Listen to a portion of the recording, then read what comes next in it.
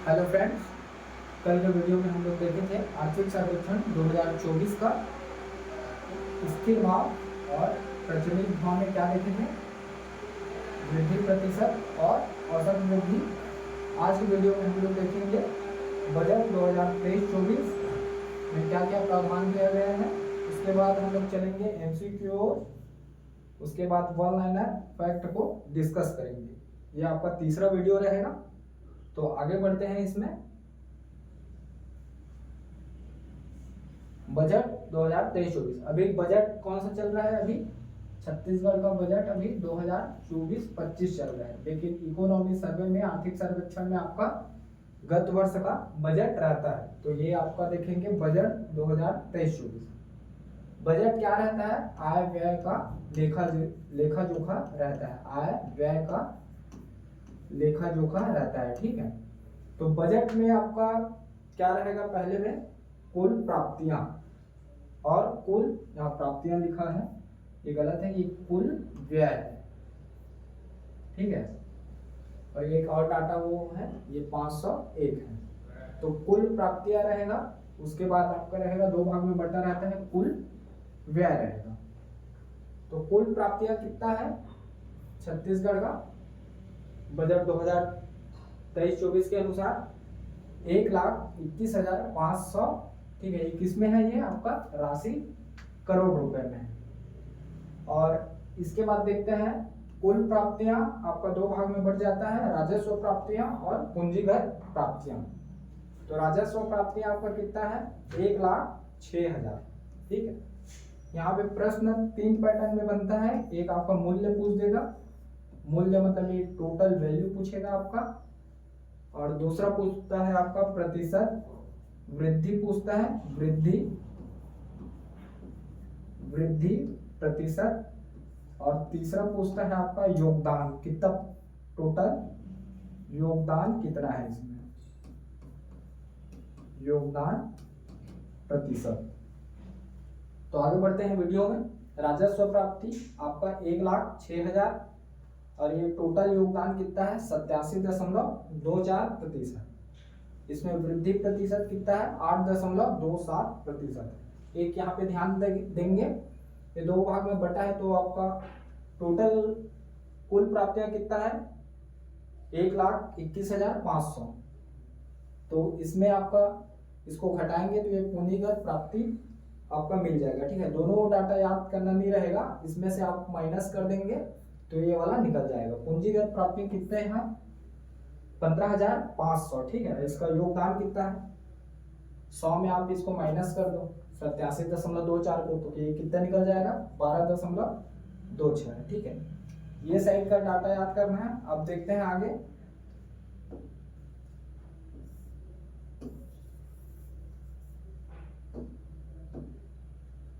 राजस्व प्राप्ति फिर दो भाग में बढ़ जाता है, कर राजस्व और गैर कर राजस्व में, ठीक है। तो ये वाला डाटा याद करना है आपको, इससे माइनस करेंगे फिर ये निकल जाएगा, ठीक है। इसमें देखते हैं कर राजस्व कितना था? 72,800, ठीक है। ये पॉइंट को नहीं करेंगे तो भी आपका काम बन जाएगा। पहले ये वाला डाटा याद कर लीजिए। ये योगदान कितना है? 68.68%। अब 100 से माइनस कर देंगे तो कितना निकल जाएगा? 68 में आपको माइनस करेंगे तो 31.32%। तो उसको याद करना नहीं रहेगा, ये वाला डाटा याद रहेगा, तो फिर ये वाला आपका याद हो जाएगा, ठीक है। तो आपका गैर कर राजस्व आपका कितना है? 33,200 है। अब देखते हैं इसमें वृद्धि कितना हुआ है? 11.73% का वृद्धि हुआ है। गैर कर राजस्व में आपका वृद्धि कितना प्रतिशत हुआ है? 1.38 का वृद्धि हुआ है। अब फिर ये कर राजस्व आपका दो भाग में फिर बढ़ जाता है। कर राजस्व आपका बटा दो भाग में, स्वयं के करों से योगदान, मतलब स्टेट गवर्नमेंट का जो राज्य सरकार का है वो कर लगा रही है, उसमें योगदान, ठीक है। और दूसरा आपका स्रोत रहता है राज्य राजस्व हो गया, ये स्वयं का केंद्रीय अनुदान रहता है, ठीक है। सेंट्रल गवर्नमेंट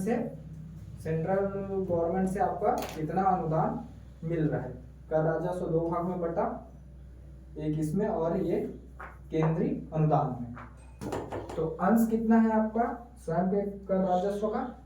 38,000 है, ठीक है। और इसको अगर प्रतिशत में योगदान देखेंगे तो ये आधे से भी अधिक है। कितना है ये? 52.20%। अब इसमें गत वर्ष या पिछले वर्ष की तुलना में कितना वृद्धि हुआ है? आपका 15.85 का वृद्धि हुआ है।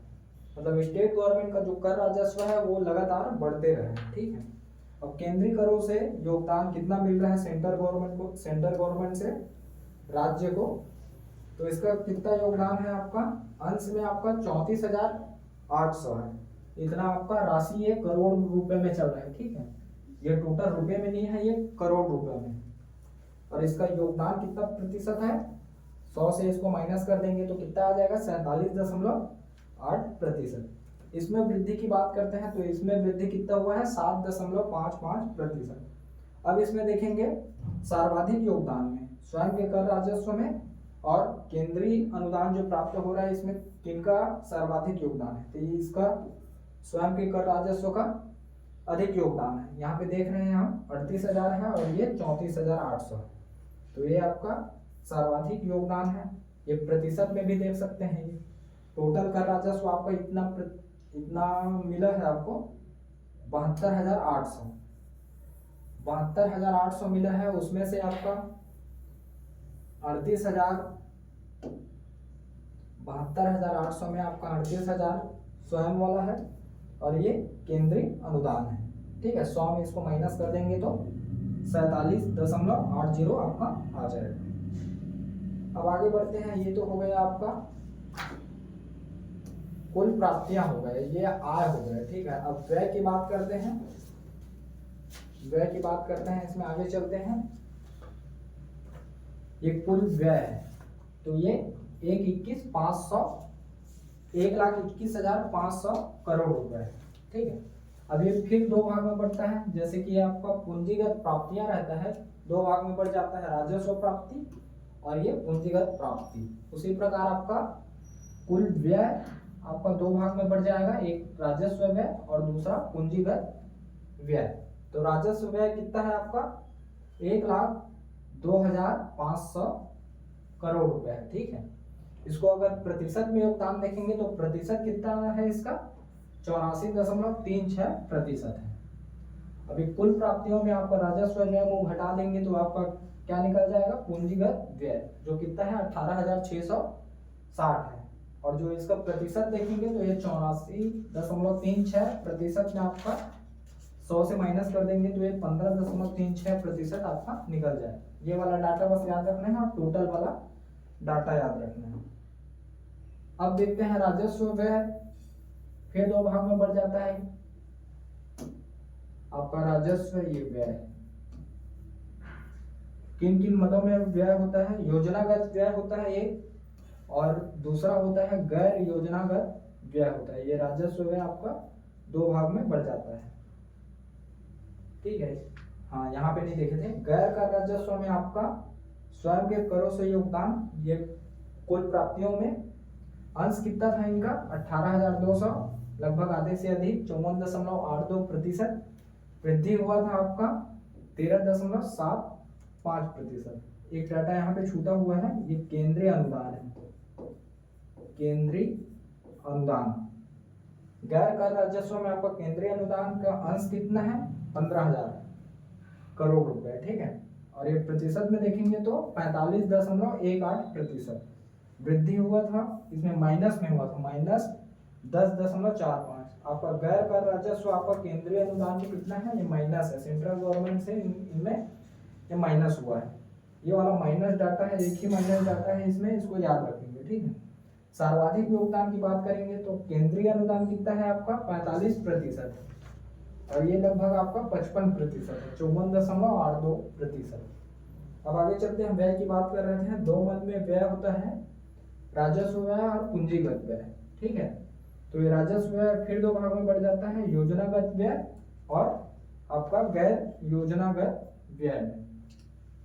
अब क्वेश्चन ये वाला पैटर्न में याद रखेंगे, एक मूल्य पूछ देगा, ये जैसे मूल्य टोटल वैल्यू, और एक वृद्धि प्रतिशत, ये वृद्धि प्रतिशत कितना हो रहा है, यहाँ पे वृद्धि प्रतिशत, सब में वृद्धि प्रतिशत है, वहां से एक क्वेश्चन बनेगा। और ये डायरेक्ट आपका योगदान प्रतिशत, इसमें से योगदान इनका कितना है। जैसे क्वेश्चन ऐसे आएगा, बजट 2023-24 में राशि करोड़ रुपए में, कुल प्राप्तियों में आपका राजस्व प्राप्ति में कितना प्रतिशत का वृद्धि हुआ है या कितना प्रतिशत भागीदारी है। कुल प्राप्तियों में पूंजीगत प्राप्ति का कितना भागीदारी है। मूल्य पूछेगा तो ये आ जाएगा आपका 15,500, प्रतिशत पूछेगा तो ये आ जाएगा। कर राजस्व में सर्वाधिक योगदान किनका है, तो आपका यह आ जाएगा स्वयं के करों से योगदान, केंद्रीय अनुदान पर दूसरे नंबर में है। इसमें आगे बढ़ते हैं, एक देख लेते हैं क्वेश्चन पैटर्न में। यहाँ पे है आपका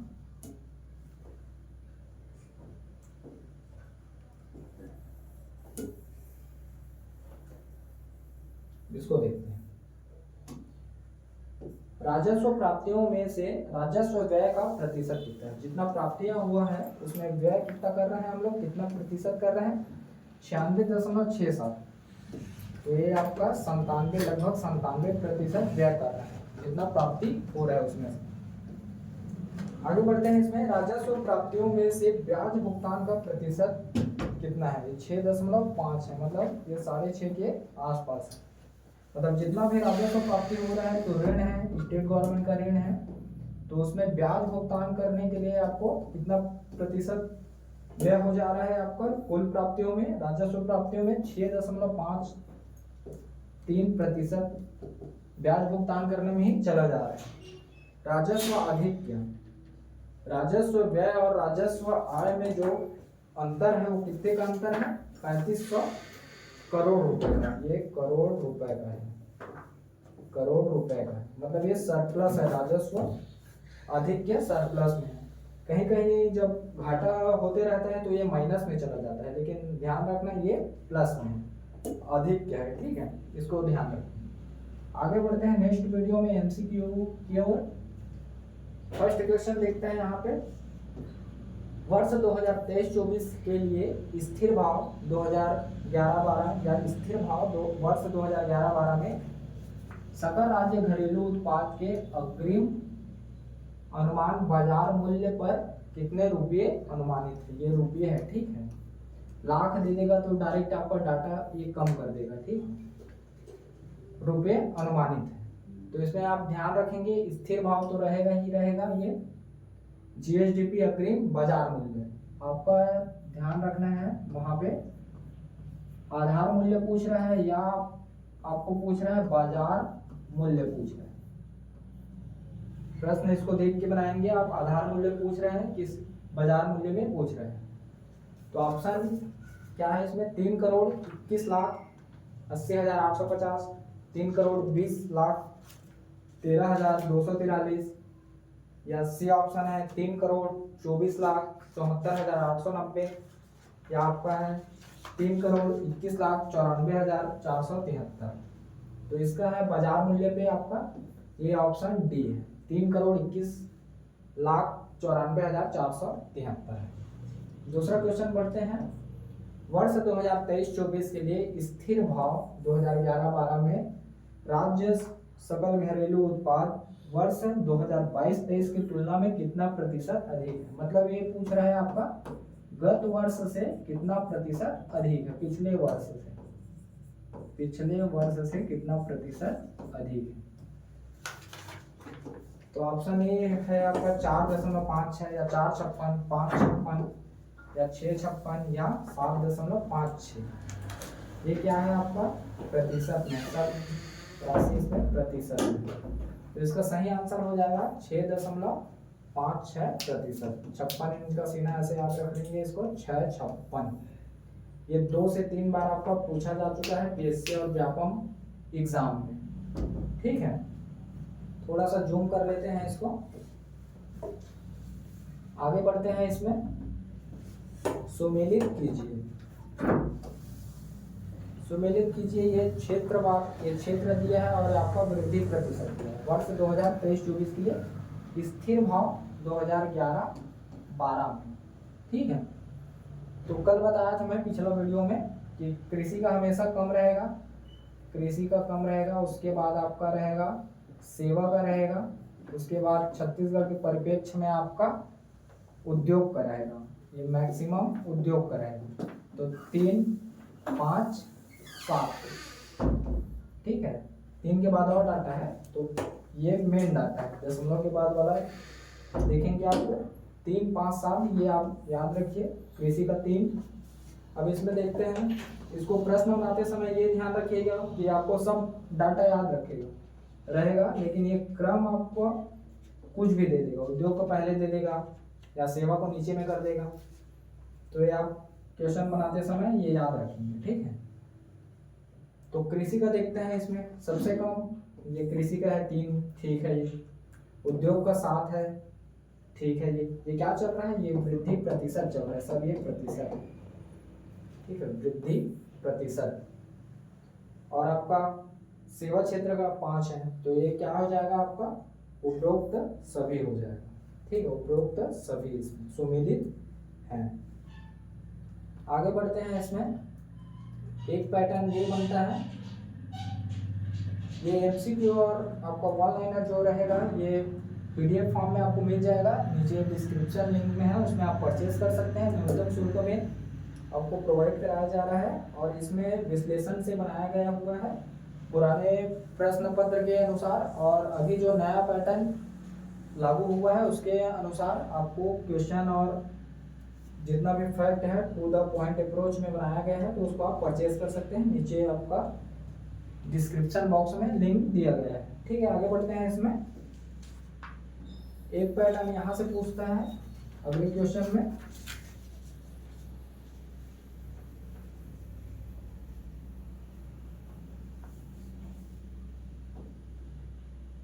वर्ष 2023-22 की तुलना में वर्ष 2023-24 में सकल राज्य घरेलू उत्पाद स्थिर भाव 2011-12 में आपका सर्वाधिक एवं न्यूनतम वृद्धि प्रक्षेत्र या क्षेत्र, स्थिर भाव में आपका मैक्सिमम और मिनिमम वृद्धि कौन कौन से क्षेत्र में हुआ है। तो कौन कौन से क्षेत्र में हुआ है, आप कल देखे थे, निर्माण वाले में अधिक हुआ है और रेलवे वाले में आपका मिनिमम हुआ है। रेलवे आपका माइनस में जा रहा था, ठीक है। तो इसका ऑप्शन क्या हो जाएगा, निर्माण प्रक्षेत्र, या इसी को कहीं कहीं क्षेत्र लिखता है, और ये रेलवे, तो ये आपका बी हो जाएगा। अगला बढ़ते हैं, इसमें आगे क्वेश्चन बढ़ते हैं। पीसीआई पूछा है इसमें वर्ष 2023-24 के लिए अग्रिम अनुमान, ठीक है। इसको वर्ड को आप ध्यान रखेंगे, अग्रिम अनुमान पूछ रहा है कि निवल राज्य सकल घरेलू उत्पाद में पूछ रहा है कि प्रचलित भाव में पूछ रहा है, ठीक है। प्रचलित भाव की बाजार मूल्य पे पूछ रहा है। प्रश्न बनाते समय ये वर्ड आपको ध्यान रहना चाहिए, हड़बड़ करके आपको टिक नहीं लगाना है, ठीक है। डायरेक्ट ऑप्शन को देखे टिक नहीं लगाना है, इसको वर्डिंग को आपको देखना है। प्रचलित भाव में पूछ रहा है कि निवल राज्य उत्पाद पूछ रहा है, स्थिर भाव में पूछ रहा है कि बाजार मूल्य में पूछ रहा है। तो इसका पीसीआई क्या हो जाएगा, सीजी का पीसीआई ऑप्शन ए है 1 लाख, ये रुपये में रहेगा ना, ठीक है, ये रुपये में है। पीसीआई जो है प्रति व्यक्ति आय 1,57,842। ऑप्शन बी है आपका 1,57,361 रुपये, या 1,37,250 रुपये, या इनमें से कोई। तो इसका आंसर हो जाएगा 1,47,361, 1,47,361, ये क्या है आपका रुपए, ठीक है। अब आगे बढ़ते हैं, वन लाइनर फैक्ट, इसको देखते हैं। भौगोलिक क्षेत्रफल, ये आपका तो सिंपल क्वेश्चन है, 1,35,191 वर्ग किलोमीटर, ठीक है। उसके बाद राज्य की कुल जनसंख्या, ये जान ही रहे हैं किसमें जनसंख्या है आपका 2011 की जनगणना में। अभी जब आगे जनगणना होगा तो आपका डाटा ये 3 करोड़ के सरप्लस में चल रहा है, 3 करोड़ के आसपास, 3 करोड़ से भी अधिक हो गया है छत्तीसगढ़ की जनसंख्या। तो 2011 की जनगणना में आपका कितना है 2.55 करोड़। एग्जैक्ट डाटा है इसका 2,55,45,198, 2,55,45,198। आगे बढ़ते हैं, इसमें छत्तीसगढ़ में मिलेट जिले के रूप में चिन्हांकित जिले की संख्या। अभी जिलों की संख्या कितना है, अभी 33 है। तो इसमें मिलेट जिले की संख्या में किसमें कितना जिला शामिल है, 14 जिला शामिल है। आगे बढ़ते हैं इसमें, वर्ष 2030 तक, ये याद रखेंगे, वर्ष 2030 तक राज्य के लिए, स्टेट के लिए शिशु मृत्यु दर का लक्ष्य रखा गया है। कितना करने का लक्ष्य रखा गया है, 15। इसको कम करके 15 में लाने का लक्ष्य रखा गया है। कब तक लक्ष्य रखा गया है, वर्ष 2030 तक।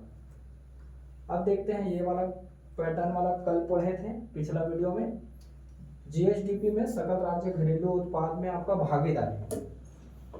भागीदारी, ये हमेशा ध्यान देंगे। भागीदारी पूछ देगा या इसी को लिख देगा, योगदान लिख देगा या इसी को लिख देगा, हिस्सा लिख देगा। तो कृषि का हमेशा कम रहता है, स्टेट गवर्नमेंट का भी कृषि का कम है 15.32। ये उल्टा हो गया है, ये सेवा का हो जाएगा आपका, ये हो जाएगा, और उद्योग को यहाँ आ जाएगा। उद्योग का हमेशा अधिक रहेगा स्टेट गवर्नमेंट के परिप्रेक्ष्य में, तो उद्योग का आपका आधे से अधिक 53.5, ठीक है। और सेवा का है आपका 31.19। कोई भी दो डाटा याद रखेंगे तो 100 से माइनस करेंगे तो ये निकल जाएगा। जैसे ये दोनों आपको याद है, 100 से माइनस करेंगे तो ये निकल जाएगा। ये मतलब ये 100 में है आपका, 100 में 3 सेक्टर में बटा हुआ है, कृषि, उद्योग और ये सेवा। कोई भी दो डाटा याद करेंगे आपको 100 से माइनस कर देना है, तो आपका तीसरा डाटा निकल जाएगा। आगे बढ़ते हैं, इसमें अगला है 2012-13 से 2023-24 तक 12 साल का बोल रहे हैं औसत वृद्धि प्रतिशत। तो कृषि में देखे थे आप 4.9%, उद्योग का देखे थे 7.36%, और आपका सेवा का 5.37%। आगे बढ़ते हैं, इसमें वर्ष 2023-24 में स्थिर भाव पर प्रचलित प्रतिशत वृद्धि। यहाँ पे देखे थे भागीदारी, ये है आपका वृद्धि प्रतिशत। तो कृषि का भी बताया, एमसीक्यू में भी इसको किए थे। कृषि का 3, उद्योग का हो जाएगा 7 और सेवा का हो जाएगा 5.02। 3.5 ये सेवा का है, और ये आपका मैक्सिमम किस में रहेगा, आपका उद्योग क्षेत्र में रहेगा। इसको देखते हैं, अभी विपणन वर्ष 2024-25 चल रहा है, तो समर्थन मूल्य कितना है अभी, समर्थन मूल्य कितना है अभी सामान्य धान के लिए या मोटा धान के लिए आपका 2300 रुपये। ये क्या है, प्रति क्विंटल है, प्रति क्विंटल। 1 क्विंटल में कितना केजी रहता है, 100 केजी रहता है, प्रति क्विंटल है। और ग्रेड ए या पतला धान का आपका कितना है, 2320 रुपये। लेकिन यहाँ पे एक और ध्यान रखेंगे, अभी स्टेट गवर्नमेंट आपका कृषक उन्नति योजना के अंतर्गत कितना राशि में वो कर रहे हैं, 3100 रुपये प्रति क्विंटल में। तो बचत का जो राशि रहेगा, अंतर का जो राशि रहेगा, वो कृषक उन्नति योजना के माध्यम से ये दिया जाएगा, ठीक है। इसका अंतर का राशि जो रहेगा। अब आगे बढ़ते हैं, इसमें वित्तीय वर्ष 2023-24 में राजस्व प्राप्ति कितना करोड़ रुपए है। राशि पूछा है डायरेक्ट, आपका राजस्व प्राप्ति पूछा है ना, पूंजीगत प्राप्ति अलग होता है। राजस्व प्राप्ति कितना है आपका, 1,06,000 करोड़ रुपए है। आगे बढ़ते हैं, इसमें वित्तीय वर्ष 2023-24 में ये दोनों सेम है, सेम पैटर्न में। ये राजस्व प्राप्ति पूछा है और व्यय। टोटल राजस्व प्राप्ति आपका 1,06,000 करोड़ रुपए है, और व्यय कितना है आपका 1,02,500 करोड़ रुपए है, 0.70। ये डाटा पहले याद रखेंगे तो आपका क्वेश्चन बन जाएगा, टिक लग जाएगा, ठीक है। यहाँ तक में नहीं जाएगा। राजस्व आधिक्य अभी देखे थे, वर्ष 2023-24 में राजस्व आधिक्य कितना है आपका, सरप्लस है, ये 3500 करोड़ रुपए है। एक पैटर्न यहाँ पे ये बनता है, वर्ष 2023-24 में कुल राजस्व प्राप्तियों में पिछले वर्ष की तुलना में प्रतिशत वृद्धि कितना है। गत वर्ष या पिछले वर्ष राजस्व प्राप्तियों में पिछले वर्ष की तुलना में प्रतिशत वृद्धि, कितना प्रतिशत का वृद्धि हुआ है, तो ये हुआ है आपका 8.27% का वृद्धि हुआ है, ठीक है। अब ये शुरू वाला स्लाइड आ गया। तो अभी हम लोग अभी तक देख लिए हैं, ये पहले वीडियो का देखे थे। उसके बाद आप ये देखिए बजट MCQ 1 लाइनर। आगे के वीडियो में कंटिन्यू रखेंगे इसको, और आप लिंक के माध्यम से PDF परचेज कर सकते हैं, एप्लीकेशन में रीड मोड में है। आगे कंटिन्यू करेंगे, ठीक है, थैंक यू।